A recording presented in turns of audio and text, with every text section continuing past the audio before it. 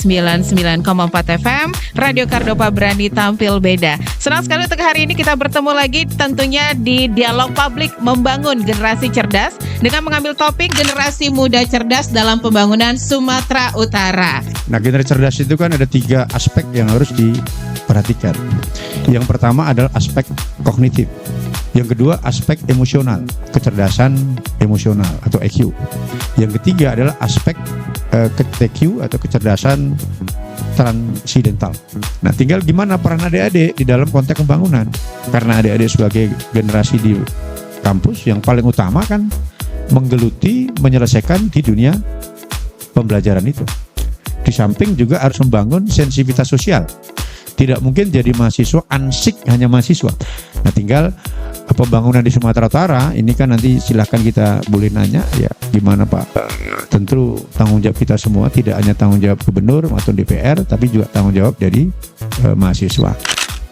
Assalamualaikum warahmatullahi wabarakatuh. Perkenalkan saya Tursiti Tatadwai Dinasti. Saya dari Prodi Sosiologi Agama Stambuk 22. Pertanyaan saya gini, gimana kita generasi muda memberikan perannya atau kontribusinya untuk pembangunan di Sumatera sendiri lah Pak, Sumut sendiri, tapi aparat dari kepolisian maupun rumah sakit atau aparat pemerintahnya itu tidak mendukung peran kami, kontribusi kami, malah dari mereka sendiri yang menghambat perubahan dan pembangunan tersebut Pak.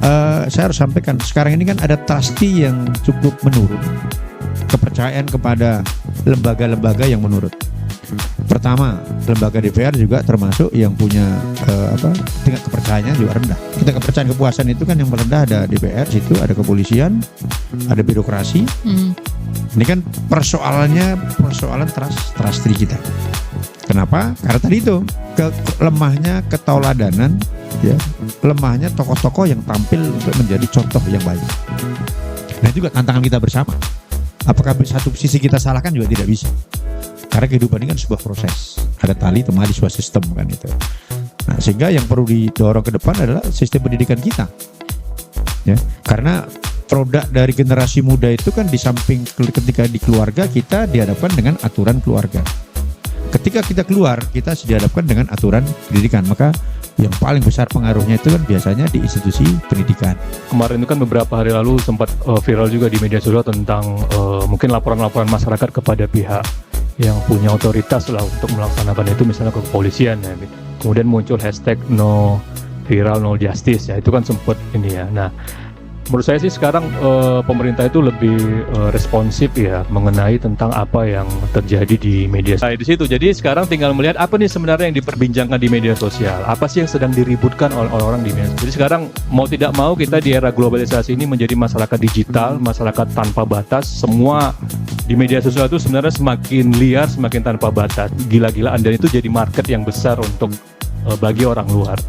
Nah, jadi problem-problem yang tadi disampaikan tadi itu menjadi perhatian bersama.